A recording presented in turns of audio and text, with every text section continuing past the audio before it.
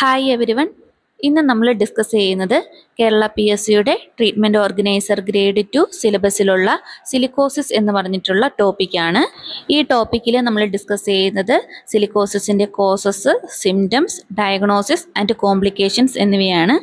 അപ്പോൾ നമുക്ക് ഓരോന്നും എന്തൊക്കെയാണെന്ന് നോക്കാം. സിലിക്കോസിസ് എന്ന് പറയുന്നത് ഒരു ഒക്യുപ്പേഷണൽ ലങ് ഡിസീസാണ്.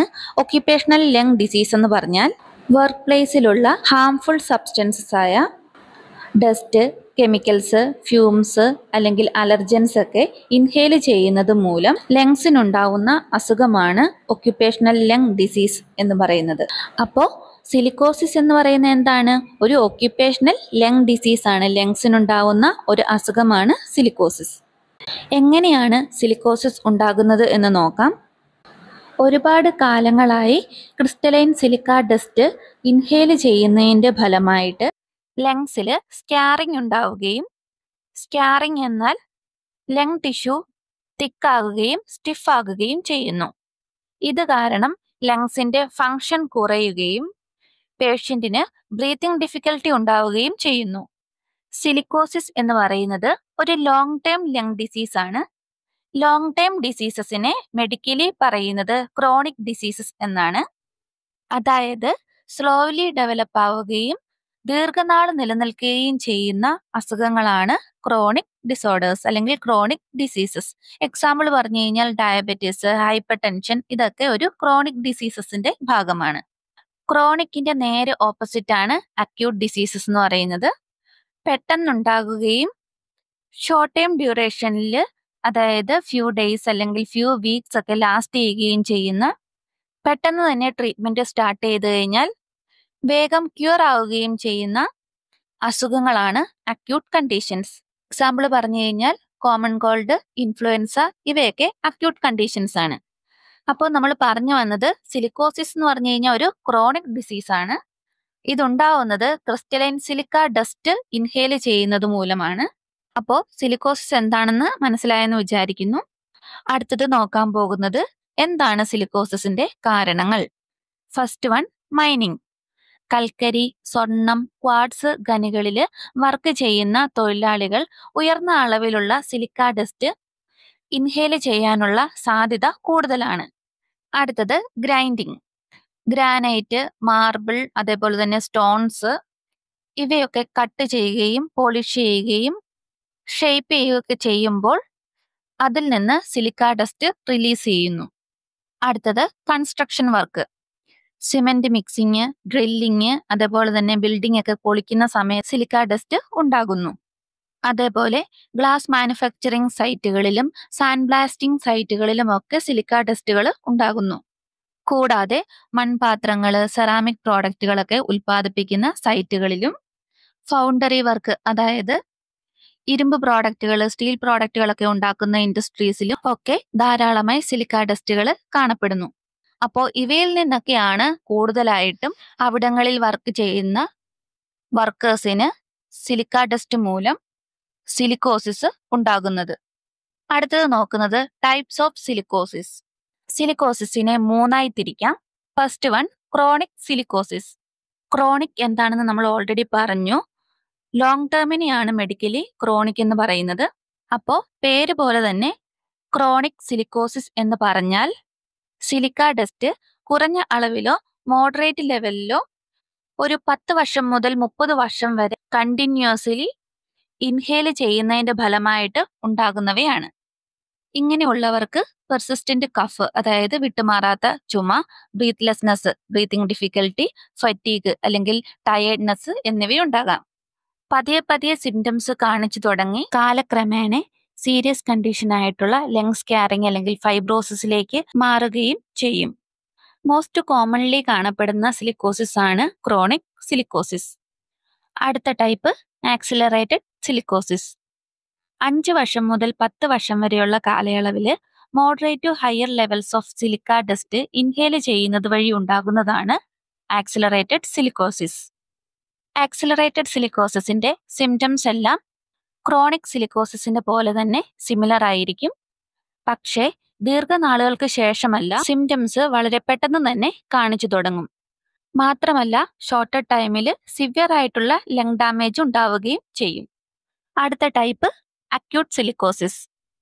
വളരെ വളരെ ഹൈ ലെവലിലുള്ള അല്ലെങ്കിൽ മാസീവ് സിലിക്ക ഡസ്റ്റ് ഇൻഹേൽ ചെയ്യുന്നത് മൂലം ഫ്യൂ വീക്സിൽ അല്ലെങ്കിൽ ഫ്യൂ ഇയേഴ്സിനുള്ളിൽ തന്നെ സിംറ്റംസ് കാണിച്ചു തുടങ്ങുകയും പ്രോപ്പർ ആയിട്ടുള്ള ട്രീറ്റ്മെന്റ് എടുത്തിട്ടില്ല എങ്കിൽ വിത്തിൻ മന്ത്സിനുള്ളിൽ തന്നെ ലൈഫ് ത്രെറ്റനിങ് സിറ്റുവേഷൻ ഉണ്ടാകുകയും ചെയ്യും. സിവിയർ ആയിട്ട് ലങ്സിന് ഇൻഫ്ലമേഷൻ ഉള്ളതുകൊണ്ട് തന്നെ ഫ്ലൂയിഡ്സ് ലങ്സിൽ കെട്ടിക്കിടക്കുകയും കൂടാതെ ബ്രീത്തിങ് ഡിഫിക്കൽട്ടീസ് ഉണ്ടാവുകയും ഫൈനലി റെസ്പിറേറ്ററി ഫെയിലിയറിലേക്ക് പോവുകയും ചെയ്യും. ഇനി സിലിക്കോസിന്റെ കോമൺ ആയിട്ടുള്ള സിംറ്റംസ് നോക്കാം. First, early symptoms. കണ്ടിന്യൂസ് ആയിട്ടുള്ള ഡ്രൈ കഫ്, ഫിസിക്കൽ ആക്ടിവിറ്റീസ് ഒക്കെ ചെയ്യുന്ന സമയത്തുണ്ടാവുന്ന ബ്രീത്തിങ് ഡിഫിക്കൽട്ടി, അതേപോലെ തന്നെ ടയേർഡ്നെസ് ഒക്കെ ഇതിന്റെ ഏർലി സിംറ്റംസ് ആണ്. അടുത്തത് അഡ്വാൻസ്ഡ് സിംറ്റംസ്. സിലിക്കോസിസ് കാരണം ലങ് ഡാമേജ് ഉണ്ടായിക്കഴിഞ്ഞാൽ പേഷ്യന്റിന് സിവിയർ ആയിട്ടുള്ള ഹെൽത്ത് കോംപ്ലിക്കേഷൻസ് ഉണ്ടാകും.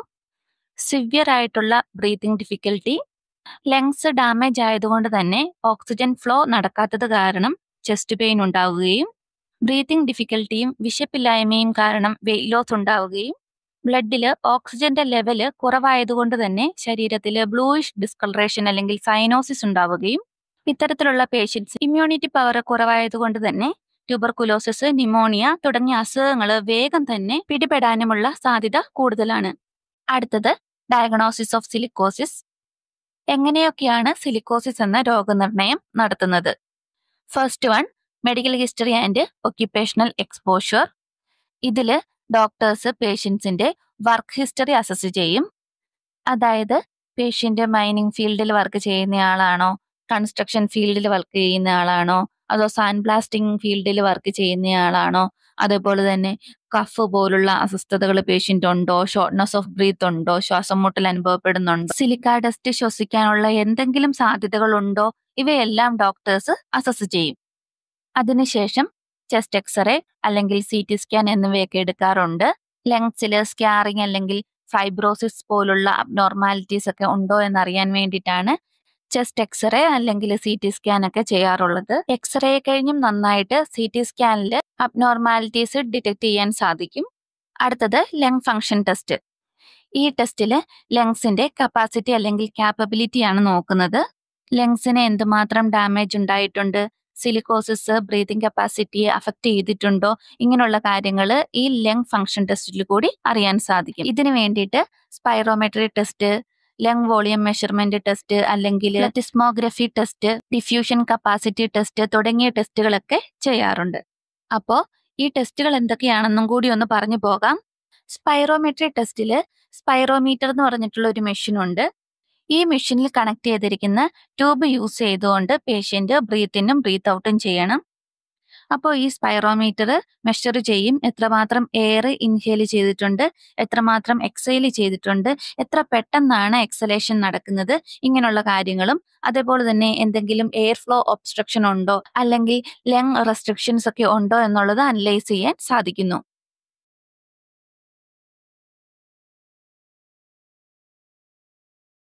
അടുത്തതാണ് ഡിഫ്യൂഷൻ കപ്പാസിറ്റി ടെസ്റ്റ് എന്ന് പറയുന്നത്. ഈ ടെസ്റ്റിൽ small amount of carbon dioxide ഒരു ഡിവൈസ് യൂസ് ചെയ്ത് പേഷ്യന്റിനോട് ഇൻഹേൽ ചെയ്യാൻ പറയും. എന്നിട്ട് ഫ്യൂ സെക്കൻഡ്സ് അത് ഹോൾഡ് ചെയ്ത് വയ്ക്കാൻ പറയും. ആ ഫ്യൂ സെക്കൻഡ്സിന് ശേഷം പുറത്തേക്ക് എക്സൈൽ ചെയ്യാൻ പറയും. ഇങ്ങനെ ചെയ്യുമ്പം ഈ ടെസ്റ്റിൽ കൂടി ലങ്സിൽ നിന്നും ബ്ലഡിലേക്ക് ഓക്സിജൻ എങ്ങനെയാണ് മൂവ് ചെയ്യുന്നത്, അത് കറക്റ്റായിട്ട് മൂവ് ചെയ്യുന്നുണ്ടോ എന്നുള്ളത് നമുക്ക് മനസ്സിലാക്കാൻ സാധിക്കും. അങ്ങനെ നമുക്ക് ലങ്സ് പ്രോപ്പർ കണ്ടീഷനിലാണോ എന്നുള്ളത് അനലൈസ് ചെയ്യാൻ സാധിക്കും. ഡയഗ്നോസിസ് ഓഫ് സിലിക്കോസിസിൽ അടുത്ത ടെസ്റ്റ് നോക്കാം, ബ്രോങ്കോസ്കോപ്പി ഓർ ബയോപ്സി. ഈ ടെസ്റ്റ് സിവിയർ കേസസിൽ മാത്രമാണ് നടത്തുന്നത്. ബ്രോങ്കോസ്കോപ്പി ചെയ്യുന്നത് ബ്രോങ്കോസ്കോപ്പ് എന്ന് പറഞ്ഞിട്ടുള്ള ഫ്ലെക്സിബിൾ ആയിട്ടുള്ള ക്യാമറ ഘടിപ്പിച്ചിട്ടുള്ള അതേപോലെ തിന്നായിട്ടുള്ള ഒരു ട്യൂബ് യൂസ് ചെയ്തിട്ടാണ്. ഈ ബ്രോങ്കോസ്കോപ്പ് പേഷ്യന്റിന്റെ നോസിൽ കൂടി അല്ലെങ്കിൽ മൗത്തിൽ കൂടി ട്രക്കിയ എന്ന് പറഞ്ഞിട്ടുള്ള റെസ്പിറേറ്ററി സിസ്റ്റത്തിന്റെ ഭാഗമായിട്ടുള്ള വിൻ പൈപ്പിലേക്ക് ഇൻസേർട്ട് ചെയ്യുന്നു. ഇതില് ക്യാമറ ഉള്ളത് കൊണ്ട് തന്നെ എയർവേസും അതേപോലെ തന്നെ ലങ്സിന്റെ ടിഷ്യൂസ് ഒക്കെ ക്ലിയർ ആയിട്ട് വ്യൂ ചെയ്യാൻ സാധിക്കും.